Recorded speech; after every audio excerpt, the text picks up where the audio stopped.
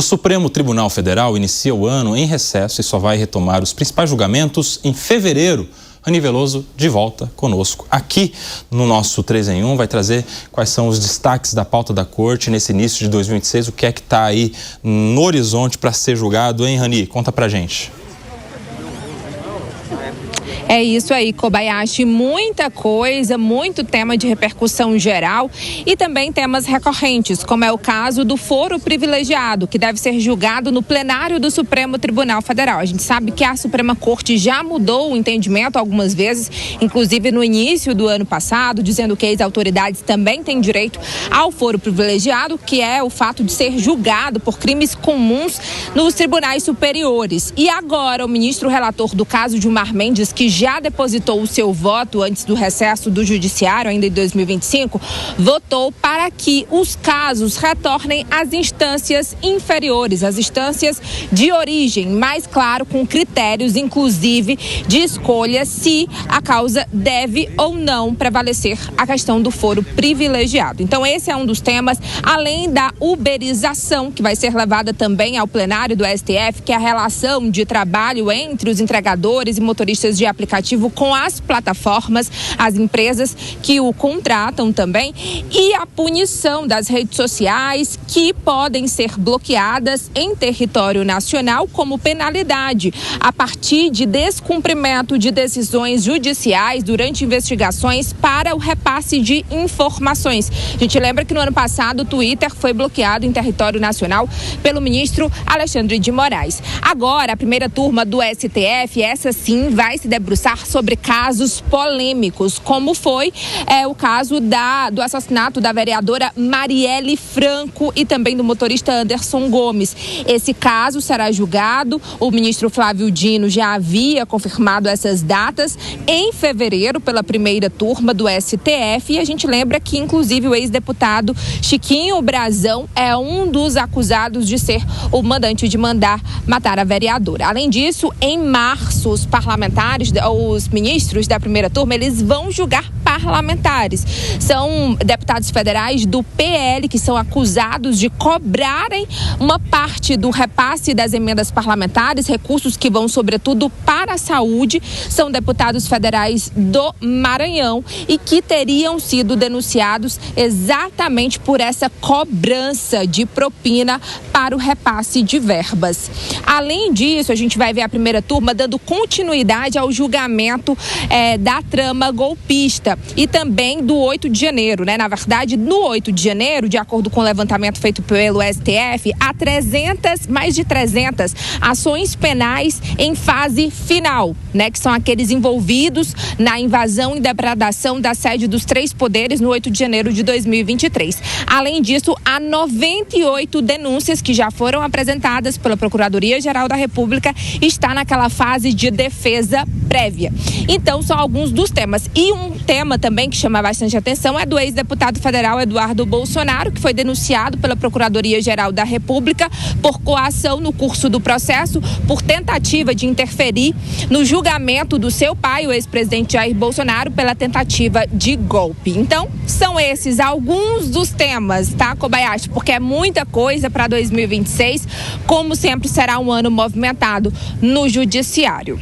E por aqui, Kobayashi, antes de devolver para você, só para situar, já tinha mostrado mais cedo, a gente está na porta, olha, na entrada, vou até sair, na saída, na verdade, do hospital DF Star, que é onde o ex-presidente Jair Bolsonaro está internado desde o dia 24 de dezembro, véspera de Natal.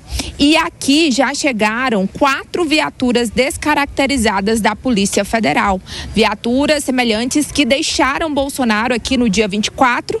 Também acabou de passar um outro policial militar, que pode ser um batedor, que vai acompanhar essas viaturas. E a qualquer momento ele pode deixar aqui o hospital em direção à Superintendência da Polícia Federal, onde ele cumpre a pena por tentativa de golpe. E qualquer movimentação por aí, Rani, você pode nos chamar aqui, a gente te dá toda a prioridade para ver a saída aí de Jair Bolsonaro do hospital onde ele foi internado nos últimos dias. Obrigado, Rani Veloso. Por aqui, vamos repercutir com o nosso time. Pauta do STF para 2026, alguns destaques trazidos aqui pela Rani Veloso, o que é que pode ser julgado, o que vai estar em discussão. Me chama muito a atenção, turma. É 2026 começando. Nossa Constituição tem 28 anos, desde outubro de 88. Até agora, a gente está vendo o STF julgar quem é que tem, quem é que não tem foro privilegiado. Vai, volta, decide uma coisa, depois, de acordo com o caso, vai mudando, enfim. Não é isso que vai gerando descrédito na nossa Suprema Corte, ou Piperno? Esse tanto de mudança de entendimento a respeito de algo que deveria ser rígido? Não são 28, quase 38. É verdade. Você vê meu nível de matemática. Não, mas o fato é que é pior ainda, né? Um quadro pior ainda do que esse que você imaginou, porque realmente me parece que é algo que já deveria ter... Tá pacificado há muito tempo, né? Agora, Nelsinho, além de todas essas pautas, bom, primeiro que tem uma que me chama a atenção, que é essa história dos processos contra os deputados do PL lá do Maranhão. Então, essa questão de emendas, ela vai se multiplicar, porque tem uma fila de mais ou menos uns 80 que são alvos de investigações. Mas o caso do Maranhão, para mim, ele é o mais emblemático disso tudo. Relembra aí, que caso? Por quê? São 3 deputados acusados aí de, enfim, distribuição, digamos, ilícita das suas emendas, obtendo vantagens e tal. Mas veja, nesse caso são 3 deputados do PL. Outro dia, a Polícia Federal chegou ao senador Everton, do PDT. Todos eles do Maranhão. O Maranhão, por coincidência, é o último estado no ranking do IDH. Então, isso não é por acaso. Olha o tanto de deputado aí o tanto de parlamentares sob investigação. Então, acho que o eleitor também tem que começar a prestar um pouco mais de atenção.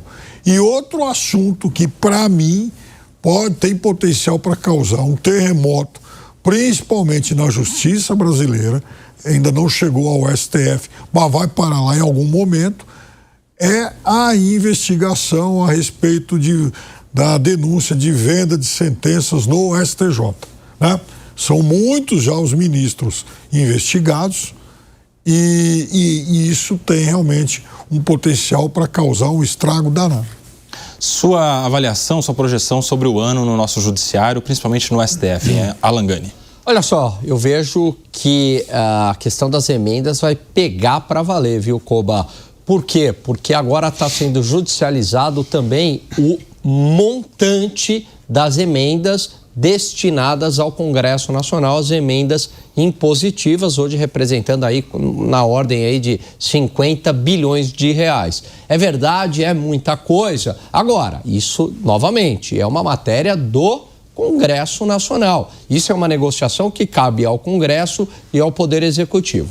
Se ocorrer essa interferência por parte do Supremo, a questão for judicializada, evidentemente que o Congresso Nacional vai reagir e aí provavelmente a gente vai ter uma briga muito feia entre os dois poderes. E você, o senhor João Bellucci, o que destaca dessa projeção feita, dessa expectativa de pautas na Suprema Corte? Acho que esse julgamento do caso da Marielle tende a ser bastante midiático, né? Vamos lembrar que havia muita gente entusiasta, né, em imputar esse crime de alguma forma ao Jair Bolsonaro, aos seus apoiadores, ao seu espectro político, e depois, com a apresentação pelo Supremo Tribunal Federal, pelas autoridades dos potenciais mandantes e executores do crime, o assunto deu uma esfriada, mas ele tende a gerar um calor intenso, né, de debates.